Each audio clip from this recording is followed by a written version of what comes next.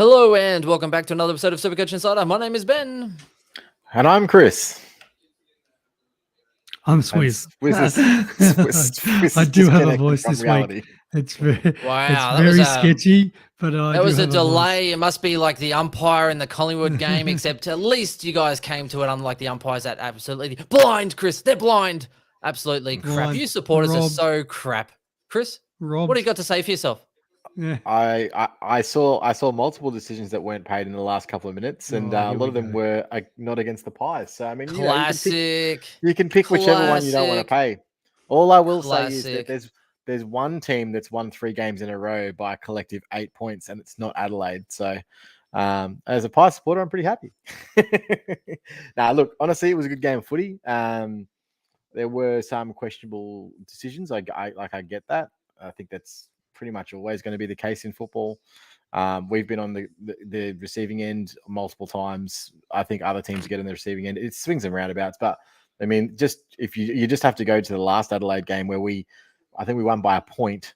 When Ash Johnson's in the goal square and he's getting draped over literally tackled over his shoulder, like easiest free kick you've ever seen in your life, not paid. Yeah, but that didn't change the result. It's like typical Collingwood gaslighting, manipulative behavior. But you did one before. You missed it. That doesn't matter.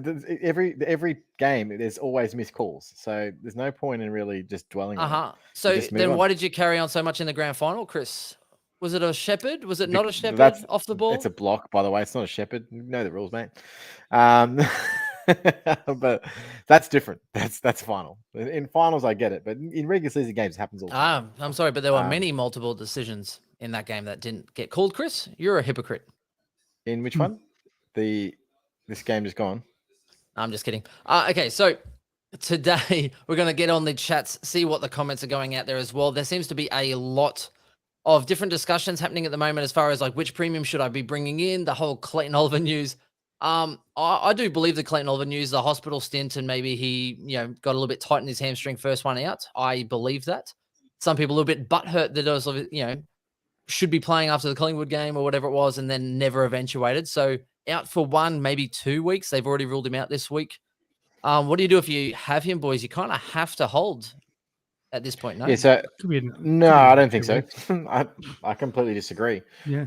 I think every bit of information that you receive, you need to reevaluate based on that information, not just he'll be back next week, therefore it's fine. I don't believe that that's the case. Every single week, you need to reevaluate the new information that you get. So this week, we got information that, so we got more information this week than we have for ages.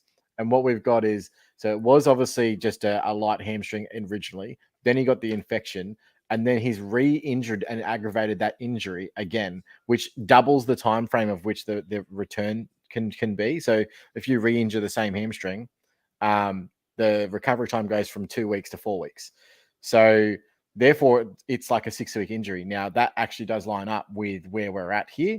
So I can kind of see it as it's going to be at least this week. He might not even play next week. But the problem that I find now is that, and what we're seeing with injured players coming back, is that even when he does come back, does he play a full game? I don't think he does. Most of the time, if they do have the substitute available at 3/4 time, they're making the decision to sub that player to give him a little bit extra rest, and then going into the next week so that they, bring him in not half-cocked. And we saw that with Mills last week where he was subbed at 3/4 time, I think on 72. And we're seeing that pretty much all over the league is that those returning superstars are given that if they have the opportunity to, they get subbed in the last quarter. And so I can see that even potentially happening, or potentially even, which obviously impacts his score. The other downside is, so are they going to throw him to the wolves and give him, 80% CBAs, or are they going to say, let's ease him back in. Let's give him, say, 60% CBAs before we really pump him up. Both of those things are potential outcomes. The outcome that is probably, in my opinion, the least possible is Clary comes back, goes bang, averages 125 for the rest of the season like he has to this date. I can't see that happening personally. And so for me, if you're looking to try and bring him in, I wouldn't do that. I would go to, now you've got either Petraka or you've got Libba. You've got, 2 guys that are averaging close to 120 there. much more likely to continue that scoring. Whereas it would just be huge question marks for me every single week. And I think the worst part is you go into every single game watching Clary and just hoping that he comes good because you're one of the few people that have him left. I hate to be in that position with a 660k player. So yeah, that's my personal opinion. I would probably, again, the other consideration is most people are full premium this week, and there's going to be some fucking huge scores out there. So if you can't cover him realistically with, say, a 23rd player, like a decent premium that you can come in, yeah, well, decent. No, I said decent premium, not a guy that is going to average a 75. But you can see someone score maybe. You can see Fife score because they play, I think, third or fourth up 140 maybe on a Saturday. Yeah. So you can actually wait and see, because I'm in this weird predicament because I made a trade last week trying to bring in Clary this week. So if Fife goes big, I might still bring in Clary, Chris. You're going to hate that. Oh, my gosh. So maybe. Risk it for the biscuit. I kind of get it for you, though, because you're so far back in ranks that like, you just got to sort of Hail Mary it. Like sometimes people like 5K, okay? 5K is great sometimes. But what I'm saying is it's a positive for you, right? Because you can take these Hail Mary risks and who cares? Like, what's the worst that could happen? Whereas if you are like really competitive in the top 1% already, you really have to make the right decision at this point of the season. Otherwise, you cook for the rest of the year. Whereas you're like, nah, like you've just got to hope that Clary is 125 plus averaging mid for the rest of the season. And that, because it's unique, is going to propel you up the ranks. Does that make sense? And that's fine. That's something I would probably do as well in that sort of situation. But other people need to take a less risky approach, because I would say that the chance of that happening, maybe 20, 25% for him to average the same amount for the rest of the season, in my personal opinion.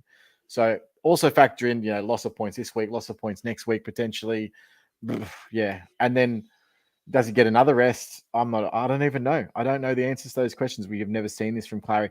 What Melbourne are shit scared of is losing him for the final series. And the thing is, as I said, the time frame for injury just keeps doubling, right? So now it's a 4-week hamstring. If he gets another hamstring reoccurrence, it's now an 8-week hamstring. So you're looking at any time that he gets a hamstring awareness or something, they're just going to pull him. So it just, all red flags. Don't love it. Soft tissues to guys that haven't had soft tissues that reoccur, not good signs. So, but I do understand where you're coming from. All right. Speaking of signs, good or bad, Callum Mills, boys, his break-even's now 167, I believe. He's predicted to drop about another 30K if he hits 100. Where are we at with the value scenario? And is it possible for people to avoid going for that value route? So as in, if you got all the rookies, you're loaded up, you've got a pretty good side, are you still looking for value, or are you trying to get the best premium you can find? Swizz, do you want me to take this one, or are you going to jump in at all? Or I'm definitely looking at Mills as an option.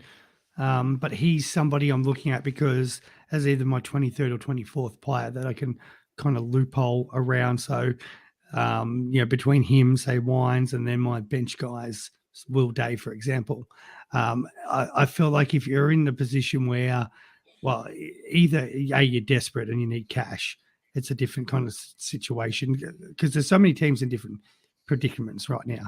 There's some people who've they're low on trades, got lots of cash. There's people who have lots of trades still for whatever reason and don't have much cash generation happening.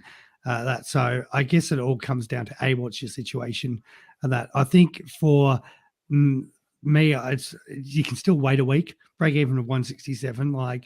Hopefully he should drop, between 25 and 40K this week, depending on what they do and how the Swannies are going. So effectively, you're looking at, it's a shame Bailey Humphrey can't be held for another week, but it's not far off if you have like a Johnson, for example, Johnson and 50K, for example, to get to Mills. It's like that's a nice situation to be in.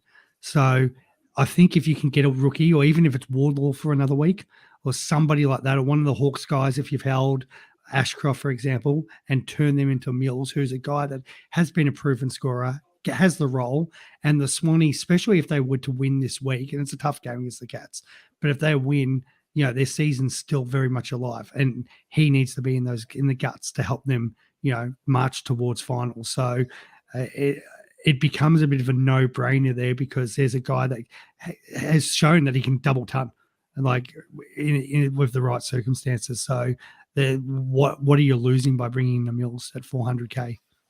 Well, I mean, I suppose I'll play devil's advocate in that. I think you are right in one sense, and that is if you're bringing him as a 23rd or 24th, then it kind of makes sense.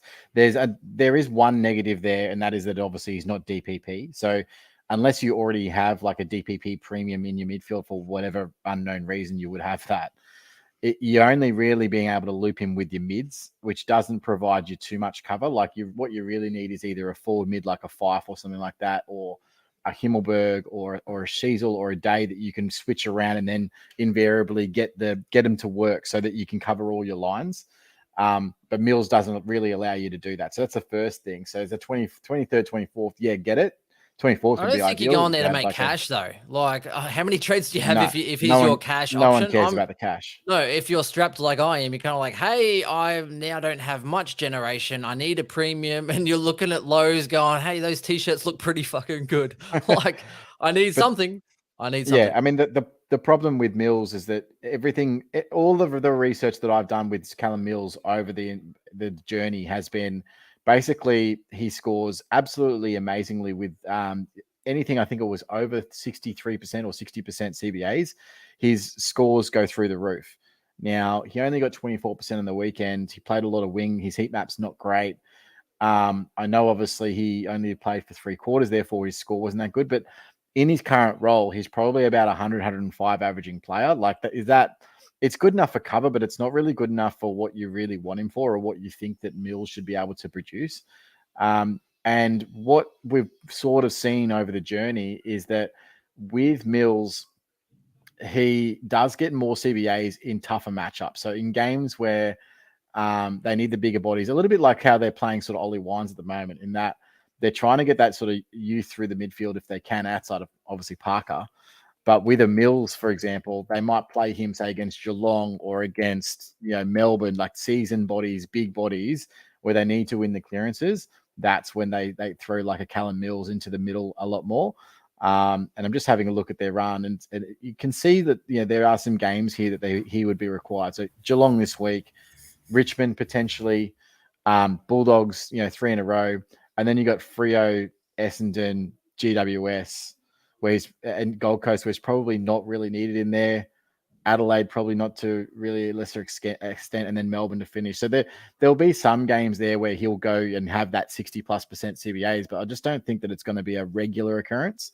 So, that's my personal opinion on the Mill situation. So, yeah, I wouldn't expect awesomeness, but yeah. You'd be great in the second tier in Western Australia, mate, because you fucking waffle on. I swear to God, you'd be great over there. Shouting out, we got Binger. Binger on the line is a Saints man. That's great because I need to know about Steele, and apparently he's now training a bit better. Is there hope there, Binger? How are we? Binger. Good. Yes, there is hope with the Steel man. The Steel man. I like it. I like it a lot. The Steel Trap. Thank you for joining us. Yeah, the Steel Trap. It's the jaws of life, kind of like the Saints trying to cling on to top 8 at the moment. That's a low blow. That is a low blow. Low, but we love it. Actually, where's Richmond placed at the moment, Swizz? Because at the moment we got 3 out of the 8 representing. Going at the by moment. law of averages, it's got to be 9. Oh, about 12, mate. But we're like a game out. So. Hoping to win there. Honestly, break out the ladder predictor, boys, because I think I think the Saints. I like the Saints for a top 8 position. I think that they could possibly get there, but they're going to need to win some 50-50 games, and I think that their defense is going to be good enough to get them there. But they've just got to flick the switch. That, like, for example, this week they have to dominate West Coast, put some percentage points on the board. And then separate themselves from because I think that they are in that pack, that 7th to sort of 10th pack that is just going to be on the edge of the 8. So, yeah, definitely got to put some distance between them this week. Speaking of on the edge, Gresham would have to be one of the most underperforming players for this season. Like, how much, Chris, I know how much you rate Gresham, how much I have enjoyed his performances in the last few years. But this year, when sometimes you see a player and you're like, what's going on? Is he literally just trying to cash out and wait for another year and lowball? Like, Bingo, what do you see with Gresh? Is he just not getting the midfield run, or? I see it a bit of hit and miss. Like, he can turn it on from certain games, but then he can go missing like he did against Swizz's mob last week, 2 weeks ago at the G. He can have these patches, but I can see him walking out the door at season's end.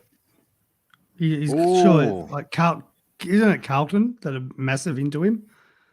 They're like all the overrated flops. I mean, McGovern. They're like overpaying people. Martin, give them all out there. So, Bingo, what are you doing with your side this week? The difference just on Gresham, because I do really like and rate Gresham. I see, like, if he was to go to a place like Carlton, that would be awesome for him, because that is the sort of player that they do not have at Carlton. I know they've got 100 midfielders, but what they have is a lot of clearance players or similar types. They've got a two-way mid in Walsh, who I think is one of the best two-way mids in the league. Then they've got Cripps and Hewitt, who are kind of very similar in the fact that they're just basically clearance beasts that can't really do much else. They don't really have that attacking sort of De Goey style mid, the striker style mid. They don't have that in their arsenal. And I think that Gresh would be that they could tap into. So, yeah, I think that would be actually a really good fit for Carlton.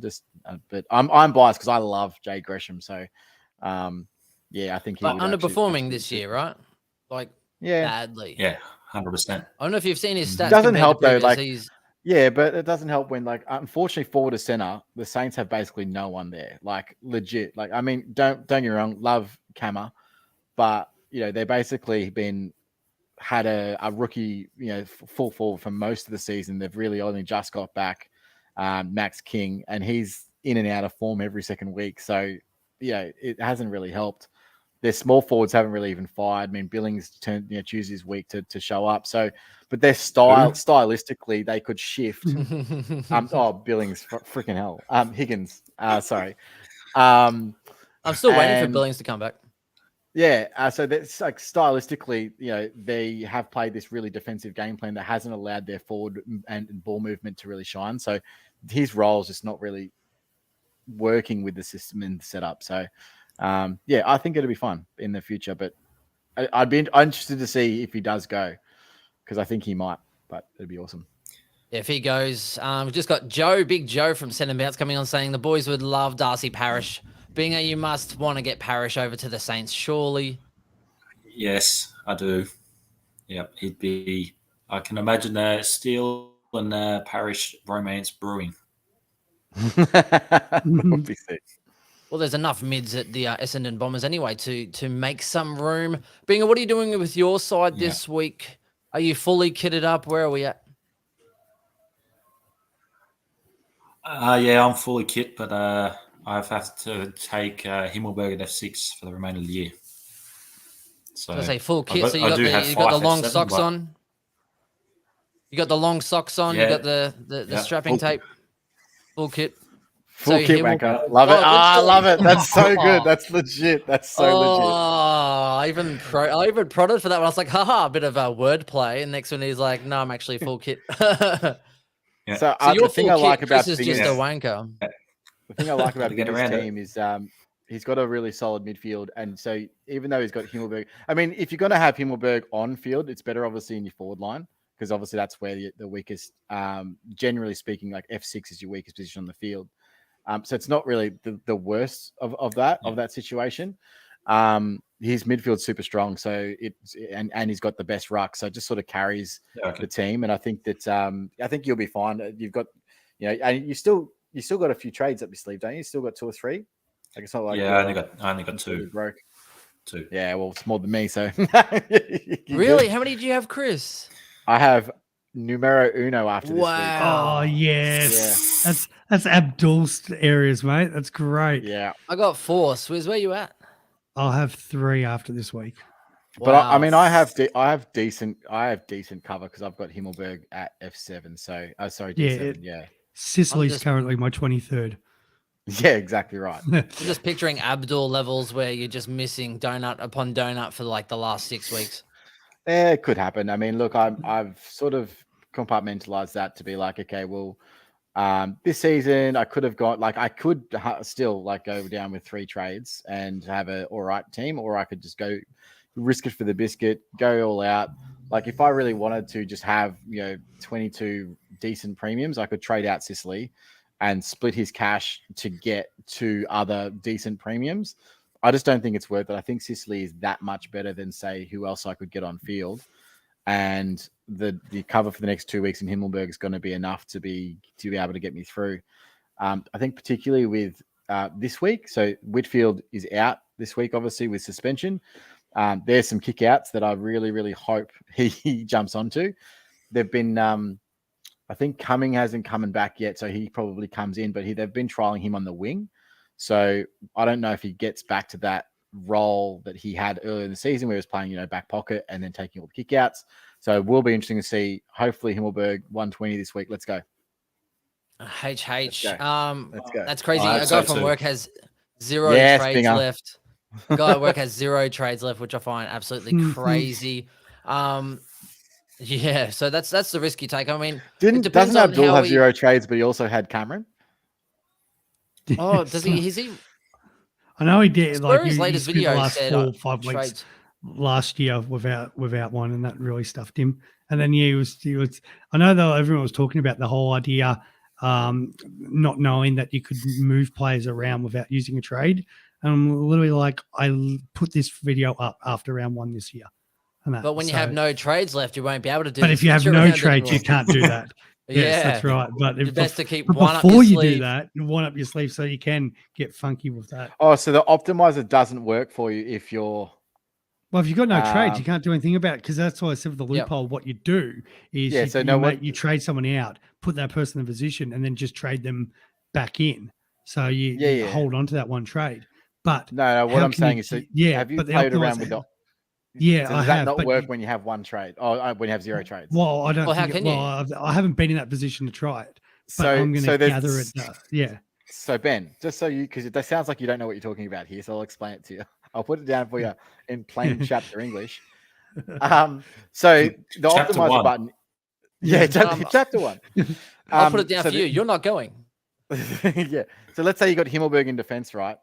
But you've got a forward mid on your forward bench or whatever, and you've got a mid defender in your midfield, right?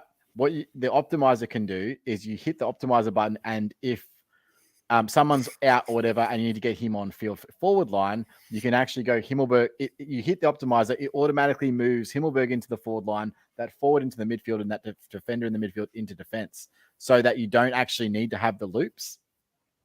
Does that make sense? So the optimizer will just automatically switch your players around. Yes. So you don't Okay, need the cool. trades to be able to do it. Yeah. I haven't had to rely on optimizer or have some computer AI pick my fucking team, Chris, because I'm good enough. Maybe they should have, because then you wouldn't be freaking ranked 5,000. Yeah, probably. Oh, the burns. Why? Sick burns. Sick Hey, burns. it's okay. It's okay. Yours are coming. And for I you. haven't used that either, but I was actually thinking about doing it because so this week I bought in Chris Burgess, who's a defender forward, and the reason is so that I could switch around Himmelberg, obviously, between forward and defense. But I was like, well, do I really need to bring like a forward defender in? Like, I could have brought in like Harvey Harrison or something to just get this week's score, right? But I didn't want to take the risk of not being able to switch them around later, like when I needed to, and switch him forward. Obviously via optimizer or whatever. So I just decided now I'll just cop the whatever loss on rookie points and go from there. Joe, piss off with your banter, okay? No regard for human life. It's okay. Where did we finish last year? It's okay. I'm going with the highlights? 2002, 2003. What up, Chris? Come at me. Living the highlights right. reel. That's fine. Yeah. Just live off the highlights reel. I feel like Ben is currently in a submarine on the way down to the Titanic. Hey, at this I'll point, I'll stick up take here, anything Ben. that's You're a going good down. Oh, interesting. Optimizer does work for 0 trades. Looks like Callum has 0 trades. Shout out to you. So look, interesting. Okay, so can we all talk about the next I guess, big issue that currently happens with the Humphrey Master, because people were hoping that you'd only need 20, 30K. Humphrey would then score quite well against a weak side. Mills would drop a heap of cash and you could almost side swap, or at least 10, 20K is what the dream was. Now it's more like you need, was it 38 or nearly 40K, which is absolutely painful. And a lot of people have fallen short. So I'm going to pair this up with others talking about like, oh, I've got steel or I've got a premium that I'm not quite happy with. Is it worth using 2 trades to just fix one of these people? So where are we at? Because at the moment, if you don't have enough cash from Humphrey up to Mills, then I think you could probably almost afford Himmelberg as a straight swap scenario. I think they're around similar price. So you're probably better off going there in 1 trade than trying to use 2 to get up to anybody. And yeah, Chris, where do you stand as far as just 1 down, 1 up on a premium? Because that's 2 trades just to pick you up 5 points per game. Yeah. For I 9 think it's rounds. definitely team dependent. I mean, if you're in my position with the low trades, obviously you wouldn't do that anyway. I think definitely the first part is you have to trade Humphrey. So his role's completely shifted with Flanders back in the team. So he's no longer that sort of half forward flanker that gets up around stoppage. That's completely gone. Next week as well, apparently.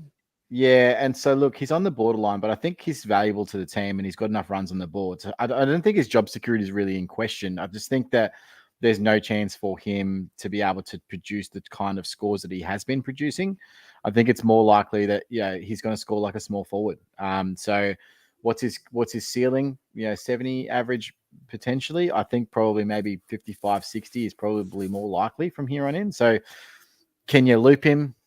No, I don't think so. I think you got to bite the bullet, use the cash, either use him to go up if you can go up, if you've got the trades, or if you were planning on having him as a loop player anyway, then I think definitely like getting in a Himmelberg or something like that, or if you can get him to Keys, Keys, man, honestly. Oi, Swizz, we'll say this, like Keys. I watched the game on replay yesterday. What's today? Tuesday, yeah. So I watched the game on replay yesterday, and after you mentioned how you thought Keys' performance was like the worst 29 disposal performance you've ever seen, I don't completely disagree, man. Like his work inside was really, really good. I know his disposal by foot wasn't fantastic, but it wasn't that I was getting into him about.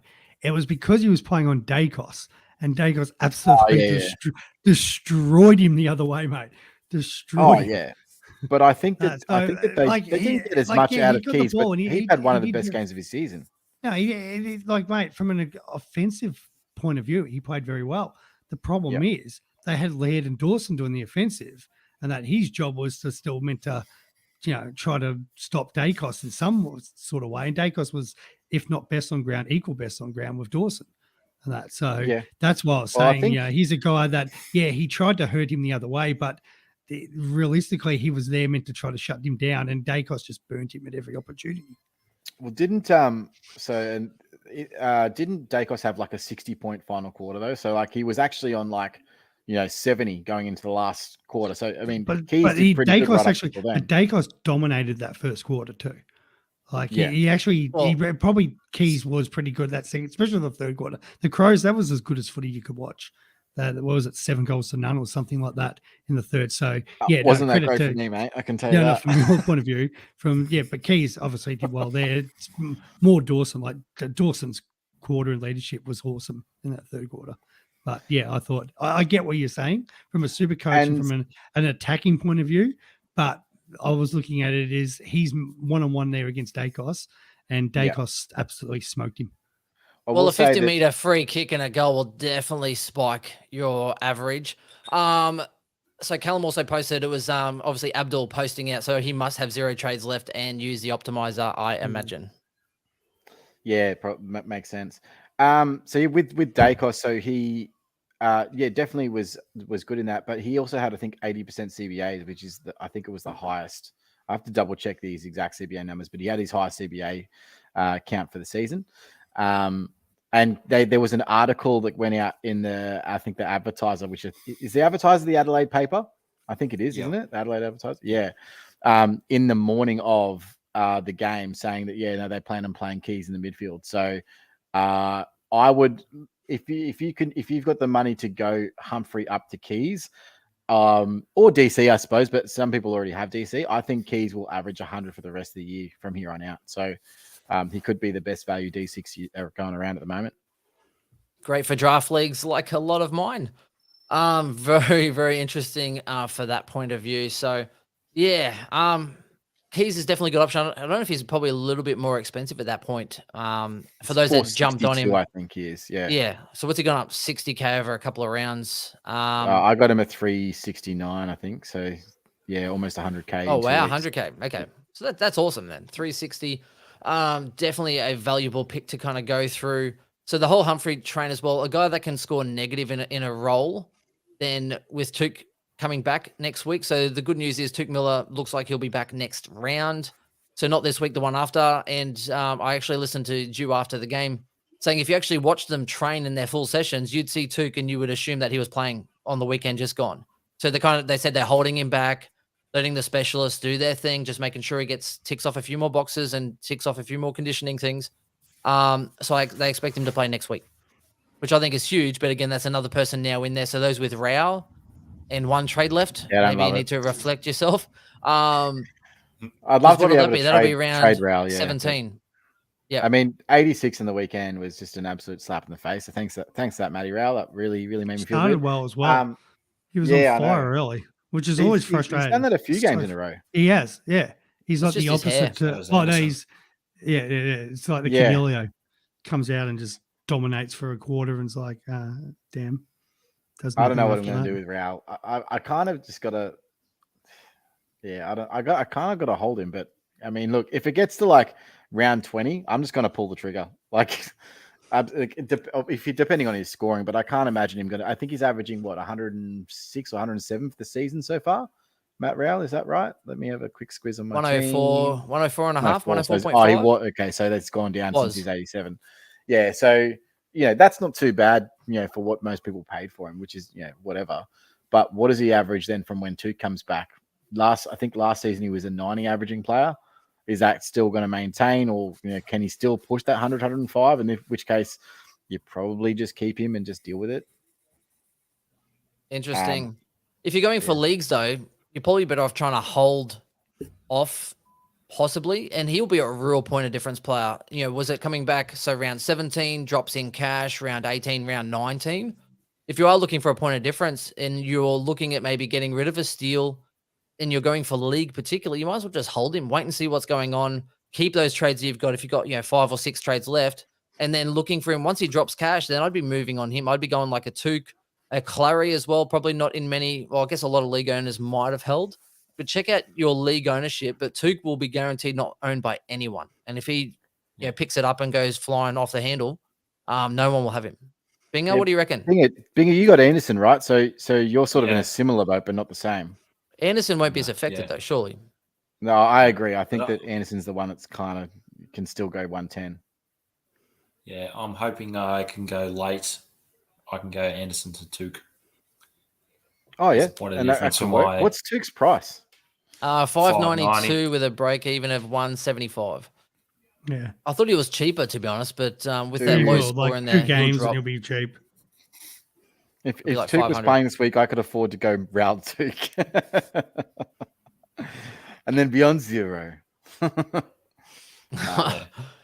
Risk it for the biscuit. All right, so let's maybe just rattle off a couple of premiums that people are looking at to finish their side. So let's just go with a 1, 2, and 3 scenario. We'll go defense, midfield, forwards, and then we'll probably toss up, I guess, a few of those ruck scenarios.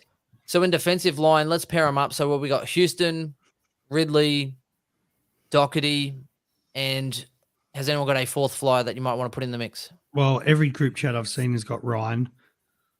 And Ryan, yeah, because he went 140 and what do you go, 105 last week or something? Yeah. Okay, so 4 to 1. So we've got Ridley, we've got Doherty, we've got Ryan, and we've got Houston. Bingo, kick us off, mate. We'll go Ryan. Ryan 1. Houston. Yeah. Ryan, Houston, Ridley, and who's the hold on. Doherty. Ridley, Doherty. Yeah. It's rough Ryan, scene. Houston, Doc, Ridley. All right, I'm Houston 1 because I'm bringing him in. 2 Ryan, 3 Doc, 4 Rid. And I am 1 Houston as well, 2 Doherty, 3 Ryan, 4 Ridley. I would never touch Ridley ever again with a Yeah, he's couldn't- yeah. Hey, I've still I'm the got same. him, You're and not paying I'm him, getting Benny. paid back. Yeah, I'm You getting could paid offer me back. 5 trades That's at right. 5 I'm the trades same. just for free, and I still wouldn't take it. I'd still rather not have Ridley in my That's the team. same. And I Chris, have to go mine's and the watch- exact I have same to as go yours. watch them every second week as well, and I still don't want to go I watch actually- him. I did a little bit of a deeper dive today on Houston versus Doc because I think that's probably the big thing, right? So he is his body. There's 2 things I'll say. So first and foremost, Houston's only missed 5 games in 6 years. So he missed, I think, 1 game last year, 1 game the year before, 2 games the year before that, 1 game the year before that, and then played a full season, right? So he's pretty reliable in terms of his body. He's averaging slightly more. He's coming off a big game. They're both basically within, I think, $200 of each other in terms of price. Port a second on the ladder gives him more opportunities.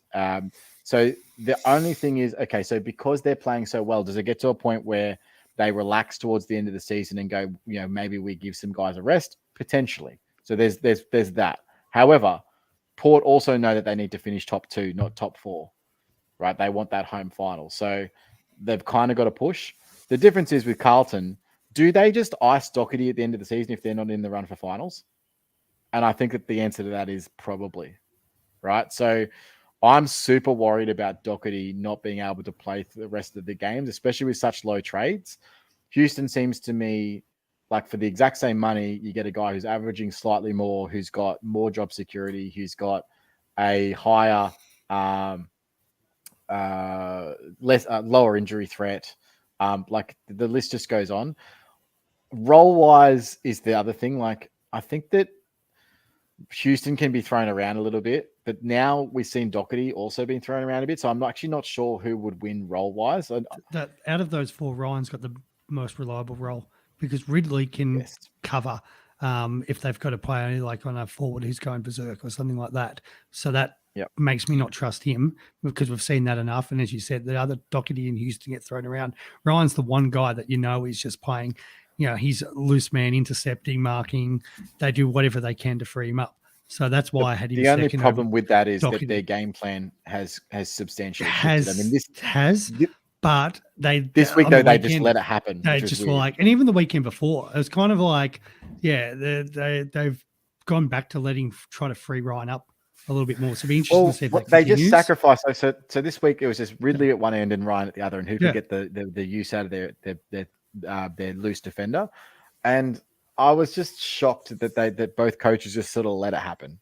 Like I was like, it was like 3/4 time, and Ridley's on like 105, and Ryan's on like 102. I'm like, okay, we understand what's going on here, guys, but can someone make a decision as to like how you're going to limit the influence of these guys? That's what bloody Grimo went so well because he had both of them. He's just like, my players are playing kick to kick today. It's amazing. Yeah. Strange set of circumstances. I thought. Did you watch that game, Binger? Did you just see the? No, I didn't catch any of the. I caught snippets of it, but I didn't watch any of the Freo Bombs game. Yeah, fair enough. Yeah, we're at the pub down. But I was just looking for 5. Yeah, shout out to happy birthday to my mate. I was just Daggle. looking. Ryan's got 5 more games at Optus. Yeah, the draw's good.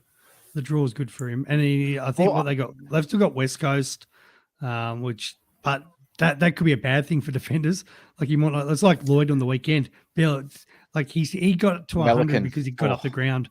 But if you're a defender against West Coast, and that's the thing. Ridley's got to still play them. I don't want to pick defenders who are playing West Coast, or even the one maybe thing as well. For that part. I mean, with Ryan, I mean, obviously he's going to get the kickouts. He's not really threatened by anyone else in his role. He's, they know what he's about, and they know how to get the most out of him. So I kind of get that. His body's obviously always questionable, I guess. I don't know. I don't think I could. What's his price? His price. You must have plummeted in price, Ryan. 521.1. Yeah, 521. Okay, so he's slightly cheaper than the other two, which is one of the bonuses if you can get up to him. So I get And he's that. cheaper than Ridley right now too, which is great. Wow, that's crazy. Yeah, he's been good the last 5 rounds. Ever since he got knocked out and I was going to trade him out, he's actually paid me back a little bit, which has been nice. Yep. Let's move on to the next one. By the way, Chris, my response was the same as you. So I was Houston, Doherty, Ryan, and Ridley. Thanks for asking. The You're next welcome. one, LDU, Walsh, and then a couple of slightly more expensive, Anderson and Sarong. 1 to 4 binger. So we've got LDU, Walsh, That's rough sense. Anderson, and Sarong. Would you throw Mills in there and make it a 5? Yeah, but and we've just spoken leave on him Mills out. already, Oh, and I he's guess about we've spoken on Mills. 430. Yeah, okay. So That's this is fine. about 500 to 550k Yeah, that's fair. for a left field one. Sarong, So- and Sarong, Anderson, Walsh, LDU. Is that just because you have Anderson and you don't want to throw him to the Wolves and put him down the order? I'd No, probably probably, have because- Anderson. You going the same, Chris? You go, Chris. Well, I like Anderson as well, and I think that there's upside there, and I think the Gold Coast are making a push, and they know they need to do it with Anderson. My problem is Sarong is that unless he gets right with that ankle, he's going to be a 100 to 105 averaging player. I don't know if that is going to be good enough in this sort of situation. I'm going to go left field just because I saw it on the Yeah, I'm weekend. about the same. I saw Walsh back to his absolute best in the weekend, and that 108 was an absolute unders for him. He had, I think, no tackles again. So if he can get or low tackles, I should say, I'm not sure. But he played absolutely brilliantly. If they can get the most out of Walsh, then I think that he comes back on the run home and goes 110 plus. I think he's the one out of that group that I would probably bank on. And I would say that Anderson's probably the second, because I think that the difference between when Tuke comes back is that has the potential to actually open Anderson up as opposed to lock him down. Like you could see, and this is what we've seen over the last, I think in this stretch of games, I think 11 or 12 last year where he went 110 plus. There's games you just no attention because all the attention's on Tuke, and he just goes 120, 130 with ease. And you look at the scores afterwards, and you're like, wow, he was everywhere. He had 28 and kicked 2 goals or whatever. I think that he's got that in him on a more regular basis with Tuke in the team. I know that he had his big spike games without Tuke in the team, and if he doesn't get any attention, then that's fine. But all that did really was say to teams, if you're going to shut anyone down from the Gold Coast Suns, it needs to be Noah Anderson as opposed to Matt Rowell. And yeah, that's what happened. So I'm going to go Walsh, Anderson, Sarong, and what was the four? Who was the fourth? LDU, the guy that you don't want. Yeah. LDU. Well, only because I just don't know what are you going to get out of him? Like, are we going to get it's an LDU from unknown. the first 2 games, or are we going to get LDU from the however many after that until he went 122 and did a hammy? Like, Well, and North also have a few more of these, Wardlaws and a few of these other younger players now starting to pick up a little bit of slack. You've also LDU's done He'll a still be their calf, a primary. hammy. What have he done? A calf, a hammy, an ankle. Didn't he have cop a knee knock? Like, how many of those more for the rest of the season? Like, no. He's not only touching them. one knockout away from a first 4 victory, All right. Well, which is where North had all their victories, wasn't it? In the This first is 4 rounds. true. Absolutely. I'm gonna cheat here a little bit. I'll go Walsh 1. That Sarong, I don't trust his ankle. I've been telling everybody to stay away from him.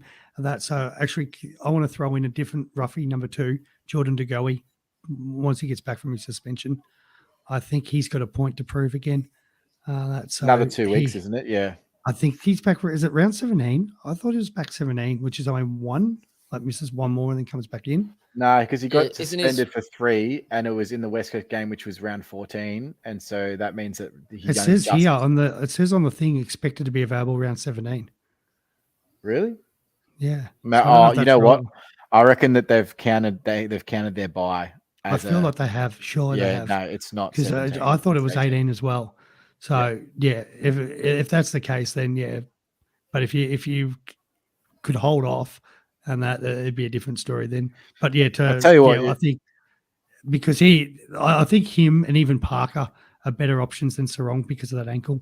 That for me, it's Walsh and Anderson 1-2, but I There's just every chance Sarong comes out and just gives us the middle finger and goes, He "No, could, actually, he Yeah. could, but he Well, Dacos but- did it last year, remember? Yeah. Oh, a bit of soreness and just a bit of light training, and then came out and goes bang, bang, bang, bang. but he definitely seems to be struggling a bit more. Like he's still getting the ball, but he's just not having the effect that he was pre-injury. Also, twofold with that. Brayshaw's picked up the slack because he started That off is- slow. yeah, exactly. And the second one is Johnson's now come through probably faster than they were maybe expecting and doing quite well and serviceable. And Fife also taking some of the CBAs as well. And they've got So a mirror in there as well, so they've got a mirror. options. Well, have a good fucking Yeah. look at yourself. Yeah, but they've got options in there. Yeah, that they we've can had run this one up through. already, Chris.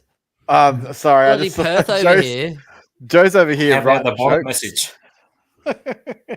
It's already been shown. good. I will go Walsh. I think is the easiest and pick at LDU, that price. LDU don't even put in that list. I'm Oh, going wow. Walsh, Sarong, Anderson. Is for this me. true, guys? Is this news out of the? Surely That'd be not. No amazing. way. Please, What? Yes, please. it's true. It is. It Oh my is. gosh. Yeah, it's true. Oh, What do you that's do? That's He's out for a month. Pulled a He's out heart for a straight. Pull the month. heart What? muscle. Oh, please. Oh no! Oh, I'm who very brought him in? disappointed with Injury-free. my. I've got a Western Oh, Australian person out there who What'd he gives me do? inside info Hip. and that, Ben, and hip. I'm disappointed that you have not Hip. messaged me. He knows who he is. Yeah, there it is. Oh my Yeah, gosh. yo, Hip. out for 4 weeks. So he went from a groin to a hip. Is that just their way to? Oh. Did you bring him Who in, brought buddy? him in? Ben, Who did you brought bring him him in? in? Because No, you were like, no. "Oh, I'm gonna go yo." No, I got him in draft leagues, but Oh, no. so that'll hurt Where's me the for a Richmond smidge. Forum? Last Oh, they've week on got the it. pod, or Abdul's last time on Max the lost pod. kicked to kick 10. Oh, man. Absolutely. And wasn't it told like, It's fucking amazing. Tim? Wasn't it like Tim Mitchell something as well, saying like, oh, I VC didn't. Sinclair for sure. Wow. Yeah. That's huge. Oh my He's He's God. like, last game around. didn't trust Oh. Elliot Yo to start the season or something or other, but now wants to bring him in to hopefully last the rest of the season. So I think Tim Mitchell might have got him in. I don't know. Dude, That's so many brutal. people in the last podcast were like, "Oh, we'll just loop Yo for the rest of the year." I'm like, that would mean that Yo would have to be in your team for the rest of the year. and not injured. Oh, that's yep. brutal. My Bum, bum. Oh, okay, so- everyone's got it on Twitter now. Oh, that's just amazing. Anderson would be last for me. Now we move on though. Here's a good one because this is probably going to take a little bit of a toss of the coin here, guys. Now I know they're different positions, but Butters or Libba?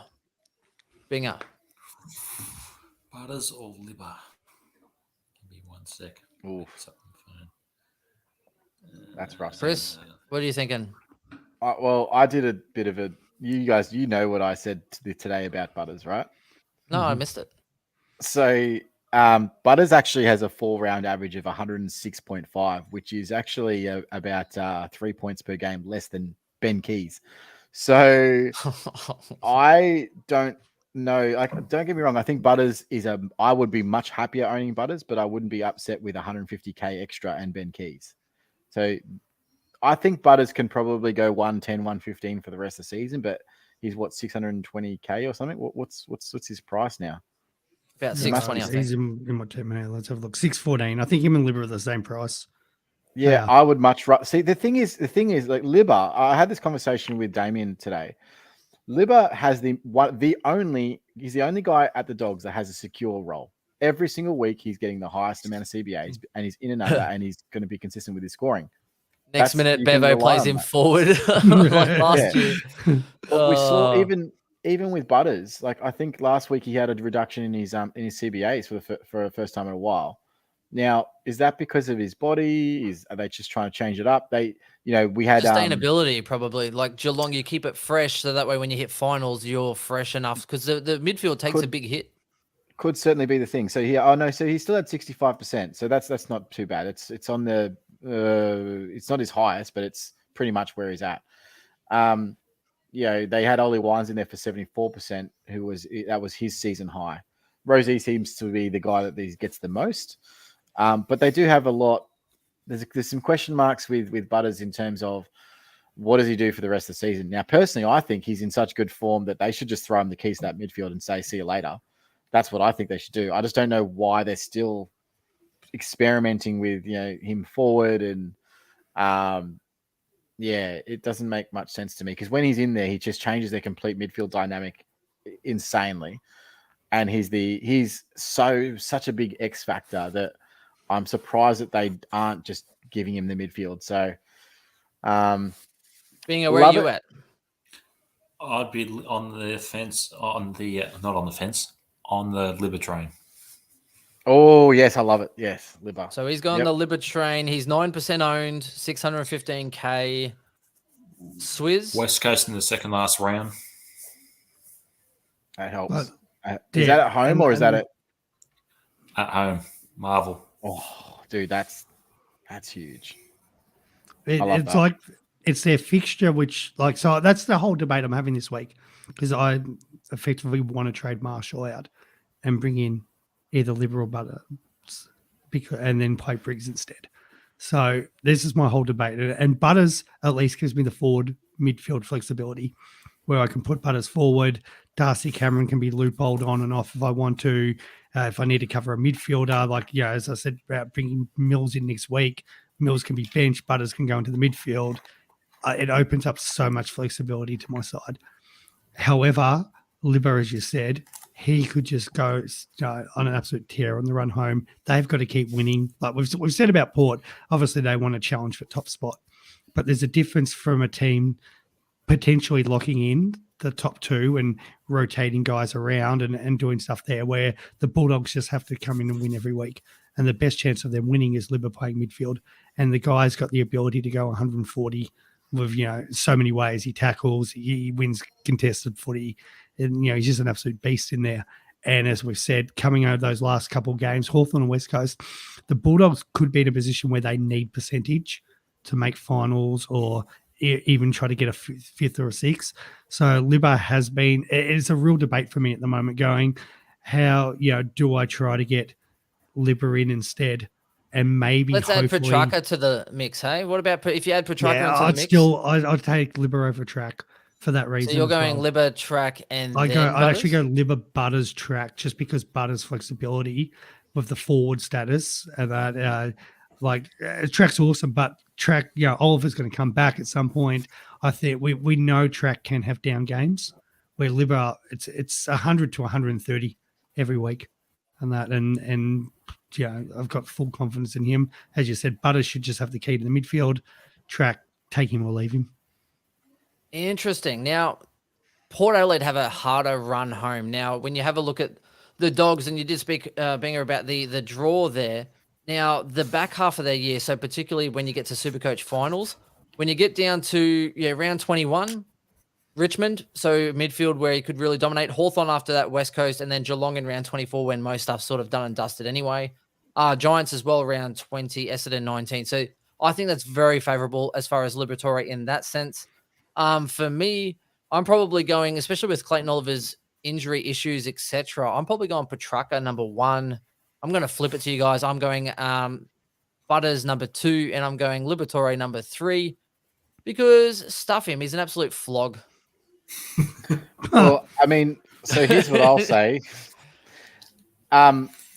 Some of it is team dependent because depending on who your F6 is that you're obviously choosing, so I'm not sure who you're trying to push out or whatever that may be, that would have an impact because F6, again, like we said to Binger earlier, is that it's typically your weakest link. So if that is all of a sudden Butters, then you have a massive upgrade, right? So I can understand that from that perspective.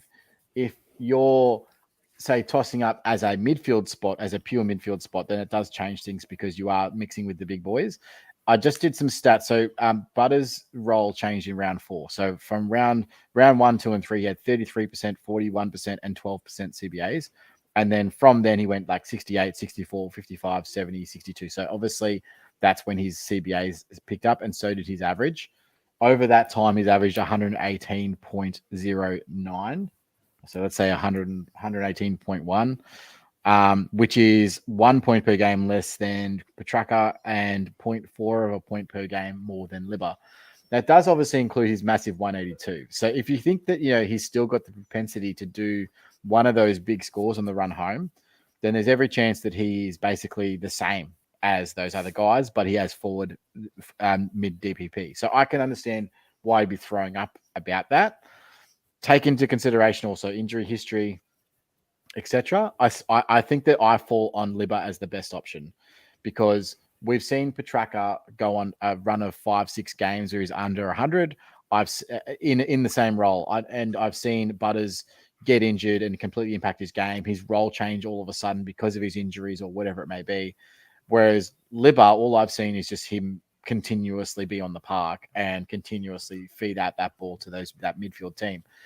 Also, He's a flog. Well, Western Bulldogs need to win games to make the final. That's the big one. They need to, yeah. They're sitting seventh. There's you got Geelong, Gold Coast, Freo, Richmond, Sydney chasing them, so they've got to keep winning. And their percentage is absolute shit, like 102. When you think the Swans will improve their percentage by 15 on the weekend, the Bulldogs are 12% behind Geelong, 13% behind Adelaide, and these are the teams chasing them down. So they can't go into those games late in the year against Hawthorn and West Coast and go, here's an easy 4 points, boys. No, they're going to have to actually try to smoke them, and that means Libba, could continue, like not even just go 120, 130. They could be 150 games. Yeah, so I actually would probably go, for my opinion, Libba 1, Butters 2, and Track 3. I'm not. Yeah. I just don't love relying on Track towards the end of the season when they probably will get Oliver back and they'll have a full complement of midfielders, and they already shown that they want to play Petraka more forward if they can. That will impact him. Sometimes that works in his favor if he gets on the end of a few goals. Like I've seen Track go missing for 2.5 quarters of footy, and then bang, in the last quarter he goes 70, 80 points because he kicks 3 goals in a row. Like I've seen that. So sounds like Collingwood went missing for a quarter and a half, didn't they, Chris? Oh yeah, mate. But that's our game. That's our MO, mate. That's exactly right. They were too far ahead. They didn't know what to do. Hey, in an AFL game, there's always 4 quarters, mate, and there's only one team that wins every single 4th quarter, and their name is Collingwood, buddy. All right, so just put that to bed. So that's my opinion. Interesting. Chris also rocking out the Dr. Supercoach hat as well, being obviously part of that crew as well as I am. Chris, are you even back on the Slack yet, or have you just like tossed him out after your famous blow up? No, I'm back. Just back buying merch. No, I'm back on Slack. I'm back in there. If you haven't been on for a while, no, I haven't been on, mate. I dabble. I'm more on there in a pre-season or looking at some of the footy notes, particularly. Joe, throwing a little bit on now and then. If you're still out there, can you get me some centre bounce merch? I feel the odd one out here. You're the odd one out. I've got nothing. I'm just wearing a Brisbane Lions polo that I bloody brought myself. I'll get some Supercoach Insider stuff sorted, guys. I've just been busy. Oh, finally! Oh, yeah, we go. I drove past there yesterday, and I'm thinking, bloody hell, Chris, have you even gone next door to the site and just asked them, like literally 70 meters from his workplace? Can't even ask them about a couple of shirts. Also, speaking of Dr. Supercoach, shout out to them as well. They're going to be raking it in with the Cancer Council for the donuts, because there's going to be a lot of people with donuts coming in the back end of the year. So donuts, right? So shout out to them as well. Big fans, as you know. So out of the forward line, I think we've already touched on Keys and Himmelberg. If you have to choose one, Chris will go Keys. It's pretty much as simple as it is. I think that's easily Keys. If the role holds, he's 105 to 110 averaging mid. Like, why wouldn't you? I think, what was he averaging last year before he moved forward? 107, 108 or something? Like he was averaging very well and then dropped off, Yeah. So, easily. But, I mean, Himmelberg can do 110. We've seen that. But I think in his current role, I'm thinking maybe more like 95 to 105. Like there's somewhere in there is where Himmelberg will land, in my opinion. Yeah, good loophole option, especially if you have Zeeb or Sheasel, throw him in the other one, or, you might be able to flick him between. The other thing as well, who's the best value outside of those guys, like a legitimate forward option that you might be able to actually hold and keep for a reasonable price? Do you think Darcy Cameron would probably have to be the best value-ish option, or like Canelio, 500-ish? Well, DC's just good for ruck cover. Like, I think he's somewhere between 95 to 105 and good ruck cover. Like, okay, that's pretty much all you can ask out of him anyway.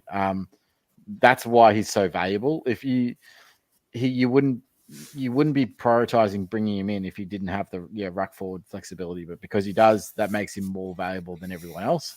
But if you're not worried about that, or you've got cover, or maybe you're holding Briggs, or you've got trades or whatever it may be, then I can understand, not wanting to do that. So That's why I feel like I can trade out, say, a Marshall and turn him into a Libba or a Butters, because I've got Darcy Cameron sitting there.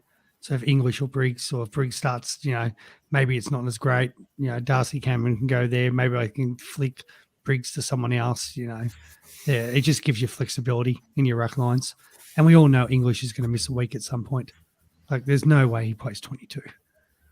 He probably will. It's everyone says that they won't, and then they do. Stranger things have happened. We've seen it year upon year. VC and C options, being who you're running with this week. So if you wanted one other value one, and I was just going to throw this left field, and I can't believe this guy's actually on waivers in draft leagues. But if you are more a head-to-head person and you want a little smoky come grand final week, Tex Walker plays West Coast last round, and he went 200 last time. This guy's just kicking goals for fun at the moment. I do have a value if you want a option, real left field option, I'm just throwing Tex up there. So guys, I don't know if you know this, but Trent Cotchin is 350k, and he's had a massive role change since the new coach has come on. He has. So I wouldn't mind him. He's gone 3-round average of 92, I think. And his CBA since in the last 3 games has gone 68, 54, and 70%. So he's from 0% over the previous 5 weeks. So again, if you're super strapped for cash, you got no one. I've grabbed him on a couple of drafts as well. But he's definitely going to be going, in my opinion, if he maintains that, probably a 90 average for the rest of the season at least. But we've seen him as a midfield role. He's going to be somewhere between 90 to 100. He's fairly consistent with that. I don't think he's going to be a lights out selection, but he's definitely a guy at 350k. You could go, okay, I could do a lot worse. And if you had to go down and you already had Himmelberg, say, in defense or something like that from Humphrey, then you could do worse than getting a Trent Cotchin at this stage. Obviously, be aware, it's still Trent Cotchin, and he's not going to play probably every game. So there's that. He could be your F7. I think he's forward mid, isn't he? Yeah, he is. Yeah, he is. So that is an option, 100%. Interesting. The other Could part, you throw I Taron actually Thomas don't- in there? Oh, Yeah, you how absolutely much is could. Taron Thomas? Because I was just looking at I'd probably try Wanganeen. Cotchin more. I was looking at Wanganeen Malira as someone he had a poor game there before, but 98 over 3, 101.4 over 5. I love owning him in keeper. It's awesome. Oh, he's been good. He has been good. But yeah, I don't know about standard, but he's about 470 or so a little bit more expensive. Will Day owners, Swizz, you still hold him? Chris, you I didn't? still have him. Yes, he's my cover. He's my cover for Sicily at the moment. Probably hoping Sicily doesn't come back as well as possibly the way we're going to. VC and C guys, you've already kind of touched on it, but let's just round it out with something nice and formal. Is Max Binger's your brother there, Binger? Or No, see this in the comments? No. This guy's called No relation at all. Max Bingers. That's fantastic. It sounds like a little bit of a prank. Oh, That's what it's his alter ego when Binger gets on the pingers. so I'm going to go slightly different VC to Chris. I'm going to go Dawson because I think you're on the Laird train. Am I right there, Chris? I was firm on Dunkley earlier, Dunkley versus Richmond, who probably can go all right. I think that he's probably a 120 plus there, easy. I think he easily goes 120 to 130. If he goes that 140 plus, that's when he starts to get into danger town. So there's again, potentially can do that. I know a lot of people are on Neil, and I questioned them earlier being like, I don't understand why if you've got Dunkley and everyone has Dunkley because Dunkley's on a 3-round, 5-round of 135 and 141. Whereas Neil's 120 and 122. Like, there's no reason to go Neil over Dunkley. It doesn't make any sense to me. And then they're like, oh, yeah, but last time he played Richmond, he killed him. Like, 110 isn't killing. So to me, I want a 140 this week because there are ridiculous amounts of good matchups for VC and C options. And I don't want to be stuck with a 120. So I was like, okay, well, VC to me is one of the Crows boys against North for sure. So it's most likely, I think Laird's the one. If you had to, put a gun to my head and say, who's going 200 versus North? It's probably Laird.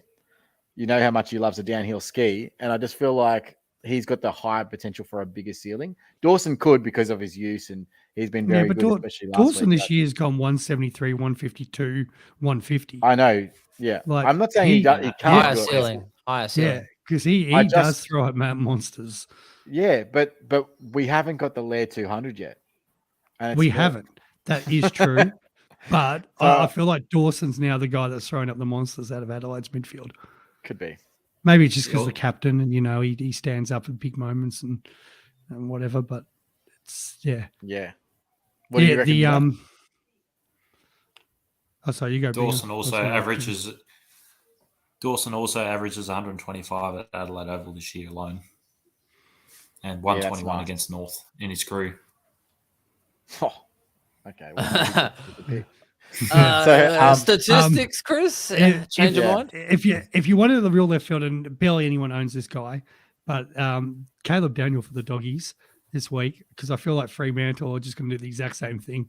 And Luke Ryan versus whoever's going to be the loose man running around doing. Watch Caleb Daniel go 170 this week. And he's just going to dominate. And then there'll be somebody out there who's going to have him VC him and be like, oh, why didn't you invite, in all those group chats and all those pages where you get some flog who's ranked 100,000 go, oh, how didn't you guys all VC Gordon this week or VC Caleb Daniel this week? There'll be somebody. So that's what and then it's hard to ignore a Saint Spire against West Coast. It's just a question of who, and Sinclair's pretty safe. I like how Marshall sometimes against BJ Williams as well. I really like. I think that the captain falls to probably Marshall just for security, because we know that that's arguably the best matchup in the game is anyone against BJ Williams. So, but I think Sinclair could go 130, 140 with ease this week. Hell, maybe even Jack Steele could ton. Who knows? I hope. Let's hope. Binga could play this week, and he's tunning up. West Coast are giving nothing. Binga saw that they saw that he might be 6 foot tall, and he already has a kit. So you're guaranteed to get a game this week. Yeah, hold on. I'm getting a call from Ross right now. Hold on. Yeah, how else are you meant to get in the changing rooms? You just look the part and then just walk in with confidence. So I'm meant to be here. I like that. That's so hey, Swizz, you know how sometimes in draft leagues where you're looking to trade somebody out and you think you get the better win? I traded out Finlayson and I traded out Caleb Daniel in draft. And I was thinking, wow, what a great deal here. I mean, I got McRae, so I can't be that upset. But then Caleb Daniel's just been out averaging him. I'm like, what's going on? What's going on? Caleb Daniel's going 170 this week, mate. He's just gonna chop up Fremantle's forward line, especially at Marvel. Or does Bont repeat what he did earlier in the year? Bont, mate, they're all going off the dogs this week. Freo, they've had their high.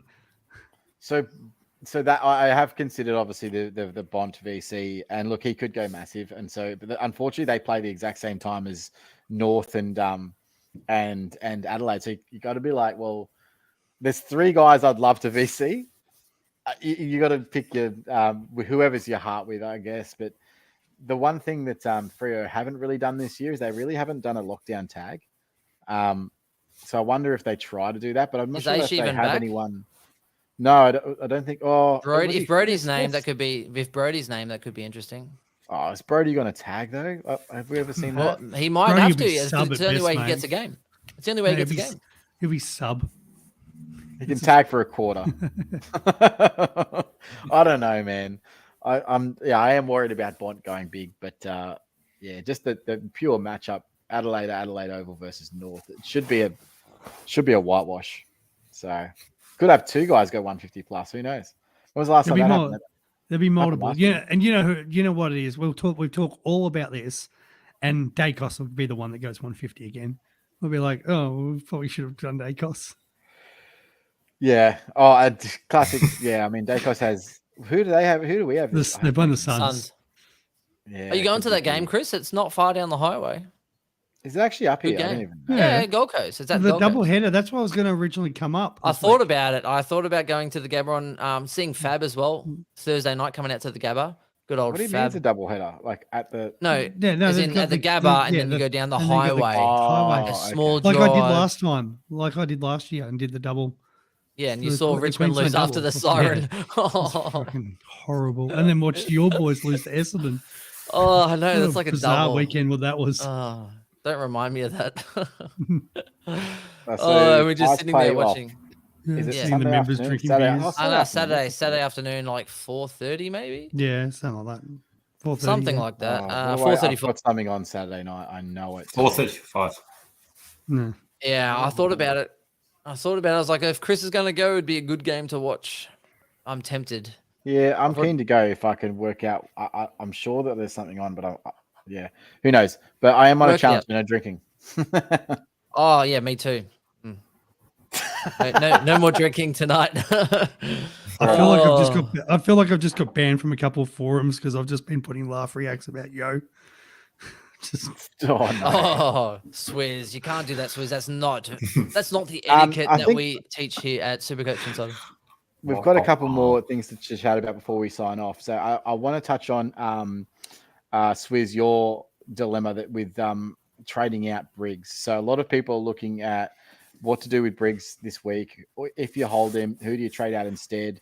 Are you someone that's trading out English or Marshall? If you don't have Briggs, do you just hate your life, Ben?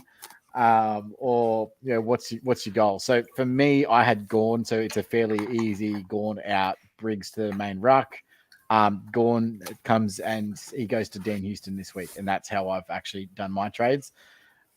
I think Champion Data rated him as the best ruckman over the last 5 weeks. And if you've watched 5 minutes of him rucking this season, you would understand, wow, that's actually accurate. He has been amazing on field. His tap work's been incredible. His work around the ball and around the contest has been really, really good. And he's been able to get forward and kick goals, which has been from the ruck. Obviously, it's not really, when he rests forward or anything like that. So he's averaging 116. Is that R1? Probably not. I still think that English is probably R1 if he doesn't get injured, but is he better than Marshall? Maybe. And you could probably make an argument that he is. Outside of that, I don't think there's anyone else you could say is probably a better ruckman than him right now in terms of Supercoach scoring.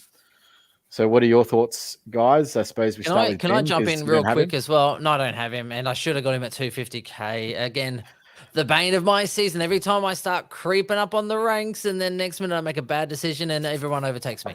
And that's pretty much been what it happened. happens, Weddle, Briggs, the rest of it. Now I have had a few people actually comment saying, from even last week, talking about, should I trade English out and bring in Briggs at like 450k? Now, would you spend $200,000 more? Like, I know it frees up a bit of cash, but I feel like that's a little bit of overkill as far as trying to bring him in now. Because if it's No? 200k, how much is it? It's not that much. Surely not. Briggs is like 450 150, now. yeah, or less 130 cash. Like, you don't free up much. So this is the whole reason why I'm looking at trading Marshall over Briggs.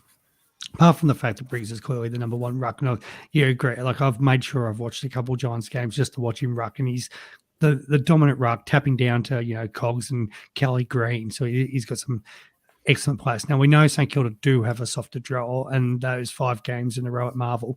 But outside of, I think he got maybe a 129 and that 159 against Port, which was against what did they throw to him that night? Teakle, I think it was. But outside of that, he hasn't actually scored that well at Marvel. He's got a lot of 90s this year, Marshall. And I don't know, it's just because of the way St Kilda have been trying to move the ball. They seem to be getting a lot of goals out the back. You got Higgins and Butler, and they're trying to get some speed on the ball. I know they've had some struggles still scoring, but a couple of those games, they had some bad conditions and that was even the thing, like against the Richmond game where it should have been a night for ruckman, he only still put up a 90. So I'm worried about just Marshall's ability to go put up consistently massive scores on that game style. So I think I actually trust Briggs more, and because of Marshall's price, the fact that I can turn him into, say, a Libar, who we've talked about, or a Butters, who consistently are going 110, 115 plus. I think that's a lot more security than, say, Briggs, for example, that I might only be able to turn into a an LDU or a less reliable midfielder. So I think that comes down to who are you turning Marshall English into? And that's where, compared to what you could potentially turn Briggs into. So then you're kind of comparing like, oh, hey, who would you rather, Briggs and Libba or Marshall and LDU? It's like, well, I'd rather the first option.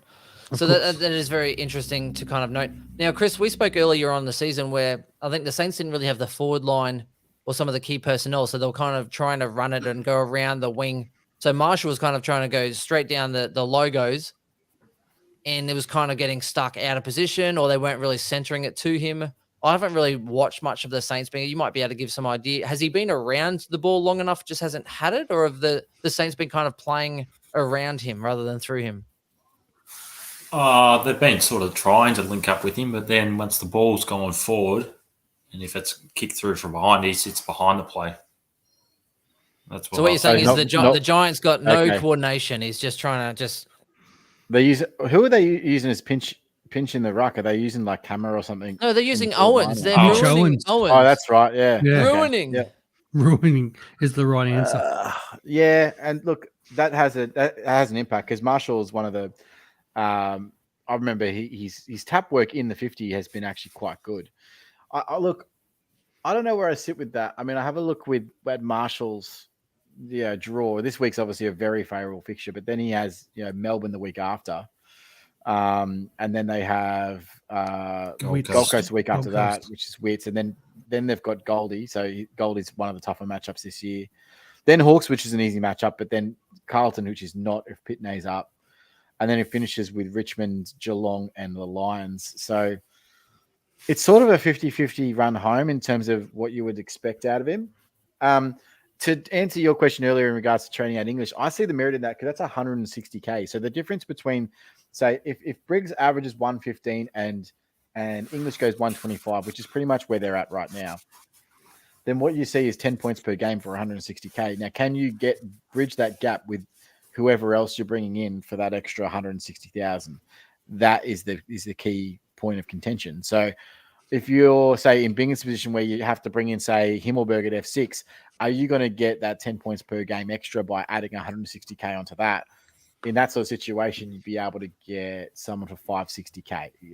Just spitballing out of a random. But that is where you would say, okay, I might actually get some value out of doing this trade. And you've also got to have the trades to make that worthwhile too. So it's not really worth it if you're just throwing away the trades for the sake of it and you're low on trades. But I can see the merit in both camps, and it's going to be team dependent.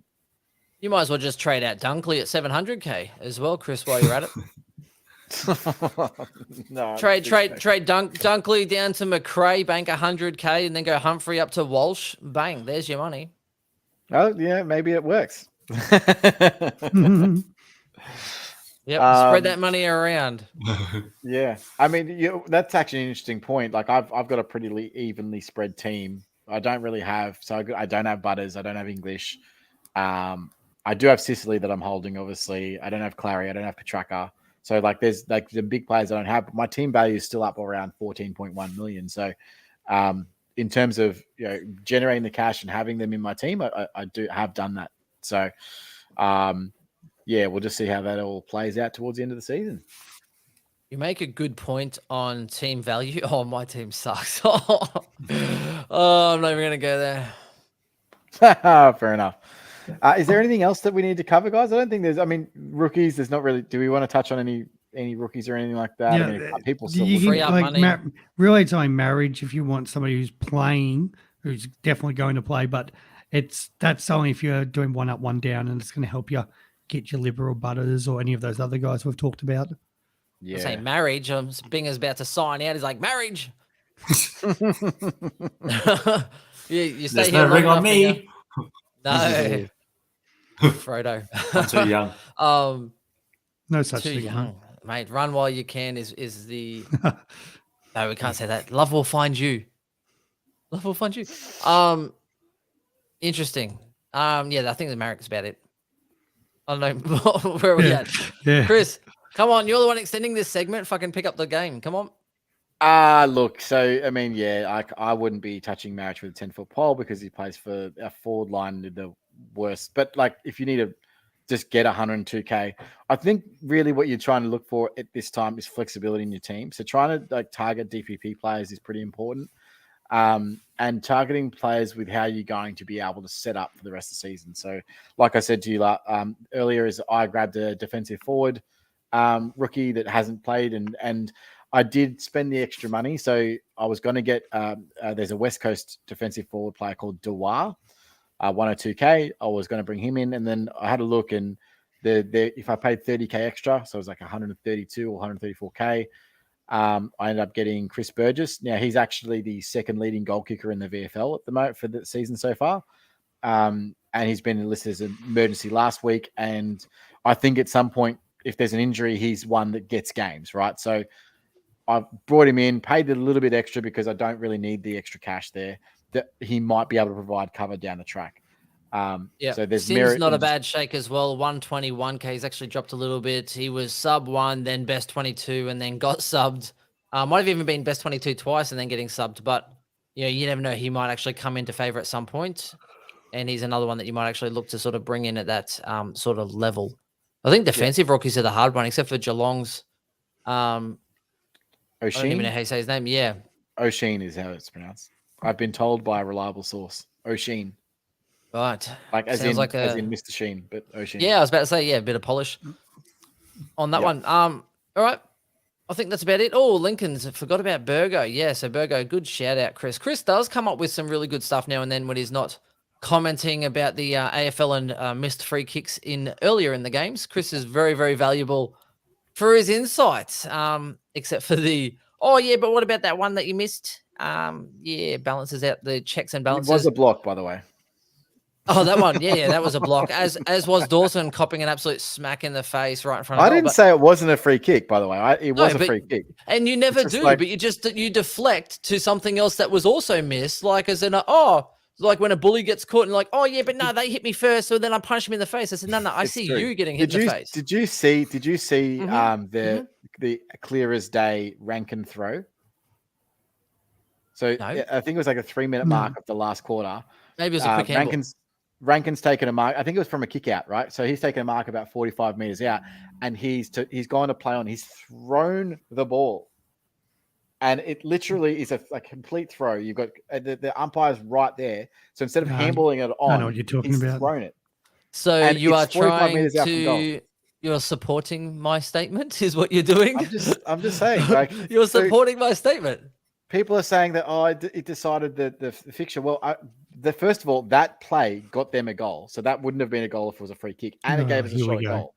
See, so you're proving my point. All I'm saying is you can't just. All right, all you have to do is say, yes, that could have been a free kick. We won the game. Move on. That's pretty much all you have to say. Let bygones be bygones. It should have been a free kick, but who cares? We win the game. Move on. Is all I'm saying. But bringing up past, but what about this one that you missed? Here's a still shot of this one. That's why Collingwood supporters are shit. We'll see Adelaide in the finals if they make the finals, all right? I actually hope we don't play Collingwood in the finals. First four, it would be the worst thing for me. I will avoid you for a week and a half, Chris. All right, so Swizz, I will live tweet you on Thursday night while you're not here and let you know all the good stuff that's happening at the Gabba. I say the G, it's the mini G. Bingo, thank you for coming on, mate. Finally, you had your mics there ready, sent out the invite, and you latched onto it. I appreciate you coming on. Yep. Well, much better than when you ghosted us. Thank you very much for having me. When you ghosted us that one time. And by the way, Ben, it's really nice of you to come to us from the training facility that you're at currently. Yeah, good work, mate. We appreciate you taking time out of your busy schedule. Must have a busy plan over there in I don't even know where that is.